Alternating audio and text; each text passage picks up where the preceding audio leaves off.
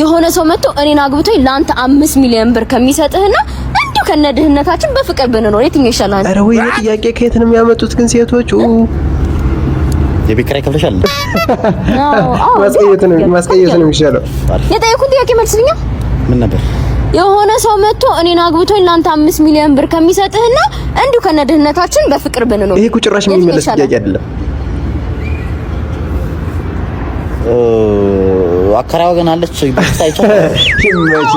ጧት ከቤት አይቻታለሁ። የጠየኩት ጥያቄ መልስልኝ። ወንድ ልጅ ንቃ የመቶ እኔን አግብቶኝ ላንተ 5 ሚሊዮን ብር ከሚሰጥህና እንዲሁ ከነድህነታችን በፍቅር ከምንኖር የቱ ይሻላል? ተንበል የቱ ይሻላል? የኔ ፍቅር ግን በዚህ ዋጋ ግን ሰፋ ያለ ቤት አናገኝ። ሌላ ጥያቄ አትጠይቀኝ።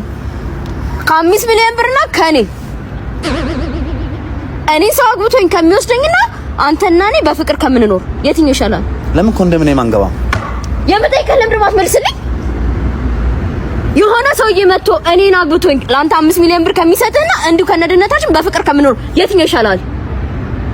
ኮንዶሚኒየም ይሻላል።